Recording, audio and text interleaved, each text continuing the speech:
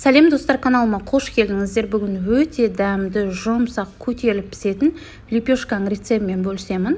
Бұл қамырдың бір жақсысы бауырсаққа да кете береді. Өте жұмсақ, осындай көтеріліп, дәмді болып шығатын болады. Көп қыздардың айтатындары, лепешкаларымыз қатып қалады, көтерілмей қалады деп. Бұл мүлдем ондай болмайды. Бұл қамыр өте жұмсақ болып піседі. Видеоның соңына шейін бірге болыңыздар. Ол үшін ең алдымен құрамына жұмыртқа, тұз, қант, дрожж, жылы сүт, жылы су, сұйық май, ұн керек болады. Жұмыртқаларымызды жарып аламыз осылай. Тұз, қант, сұйық майымызды құйып, жақсылап араластырып аламыз.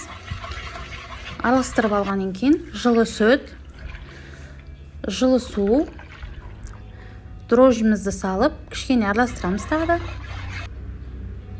Ұнымызды аз-аздан салып отырып, қатты қамыр илейміз. Бұл жерде ескере кететін жағдай, ұнның тығыздығына байланысты кейбіреулерге көбірек ұн кетеді, кейбіреулеріне аз ұн кетеді. Соны кішкене мән беріңіздер.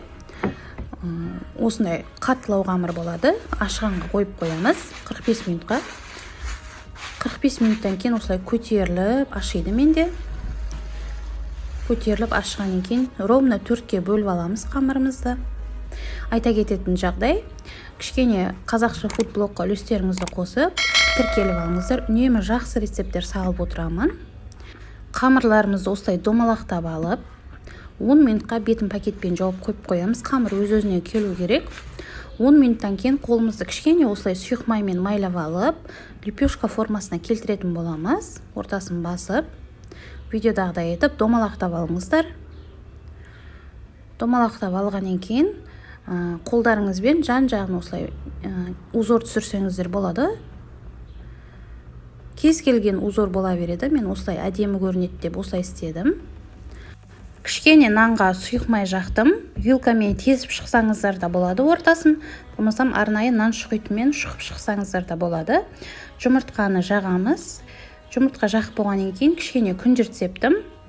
Екіншісіне узорына осылай пышақпен кесіп шықтым жан-жағын. Бұл да өте әдемі көрінеді. Кішкене сұйық май жағып, сосын жұмыртқаны жағып шығамыз. Өте әдемі көрінеді лепешкаларымыз. Кішкене күнжірт септім. Алдын ала қызып тұрған 200 градус температурада печкеде ровно 25 минут пісіріп алдым. Әркім өзінің духовкасына ыңғайлап пісірсін. Әркімнің духовкасы әртүрлі қыздырады. Менде сол уақытта қып-қызыл болып пісіп шықты. Қалған 2 зуаласын осылай бауырсақ пісірдім. Бауырсақтары да көтеріліп, дәмді болып шығады.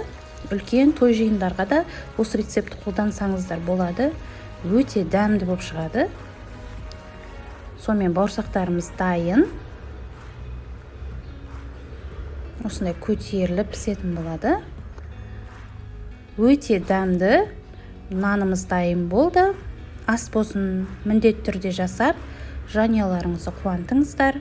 Рецепт новация біліп басып, каналыма тіркеліп кетіңіздер. Ас болсын.